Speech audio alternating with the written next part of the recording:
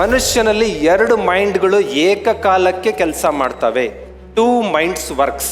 ನೀವು ಅನ್ಕೊಂಡಿರೋದು 1 ಮೈಂಡ್, ಮನಸ್ಸು ಅಂತ. ಬಟ್ 2 ಮೈಂಡ್ ಇದೆ. 1 ಮೈಂಡ್ ಕ್ರಿಯೇಟಿವ್ ಮೈಂಡ್ ಅಂತ ಕರಿತೀವಿ, ಇನ್ನೊಂದು ಮೈಂಡು ಏನ್ಷಿಯಂಟ್ ಮೈಂಡ್ ಅಂತ. ಕ್ರಿಯೇಟಿವ್ ಮೈಂಡ್ ಏನು ಅಂದರೆ ಏನಾದರೂ ಮಾಡಬೇಕು ಮಾಡಬೇಕು ಮಾಡಬೇಕು ಮಾಡಬೇಕು ಸಾಧಿಸಬೇಕು ಅನ್ನೋ ಹುಚ್ಚಿರುವ ಮೈಂಡ್, ಸೃಷ್ಟಿ ಮಾಡೋದು. Second one is ancient mind. Ancient mind ಆರಾಮಾಗಿರೋಣ ಆರಾಮಾಗಿರೋಣ, ಯಾಕೆ ಕಷ್ಟಪಡಬೇಕು ಅಂತ.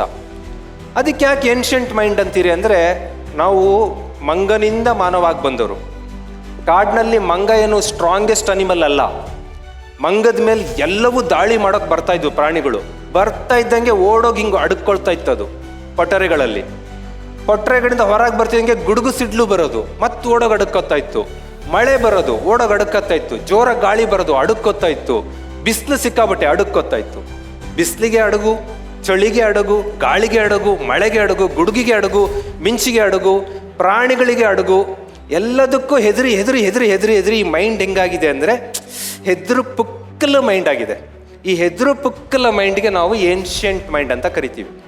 ಆ ಹೆದ್ರು ಪುಕ್ಕಲ ಮೈಂಡ್ ಏನು ಇಷ್ಟಪಡುತ್ತೆ ಅಂದರೆ, ಆರಾಮಾಗಿರೋಣ ಬಿಡು, ನಾನು ಯಾಕೆ ರಿಸ್ಕ್ ತಗೊಳ್ಳೋದು ಅಂತ. ಆರಾಮಾಗಿರೋಣ ಬಿಡು, ನಾನು ಯಾಕೆ ರಿಸ್ಕ್ ತಗೊಳ್ಳೋದು.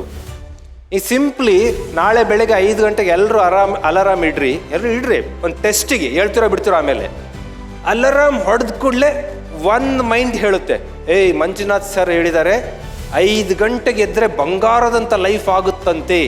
ಯಾವ ಮೈಂಡ್ ಅದು? Creative mind. ಅವಾಗ ಇನ್ನೊಂದು ಮೈಂಡ್ ಹೇಳುತ್ತೆ, ನಿನ್ನೆ ರಾತ್ರಿ ಲೇಟಾಗಿ ಮಲಗಿದೀಯಾ, ಇಷ್ಟು ಬೇಗ ಎದ್ದುಬಿಟ್ರೆ ನಿಂಗೆ ಇವತ್ತು ಜ್ವರ ಬಂದರೆ ಏನು ಮಾಡೋದು, ಕ್ಲಾಸ್ ರೂಮಲ್ಲಿ ನಿದ್ದೆ ಬಂದರೆ ಏನು ಮಾಡೋದು ಅಂತ ಹೇಳುತ್ತೆ. 2 ಮೈಂಡ್ ಫೈಟ್ ಸ್ಟಾರ್ಟ್ ಅಲ್ಲಿ. ಆ ಮೈಂಡ್ ಫೈಟ್ ಒಳಗಡೆ ಇವರು ಗೆದ್ರು ಅಂದರೆ, ಯಾರು?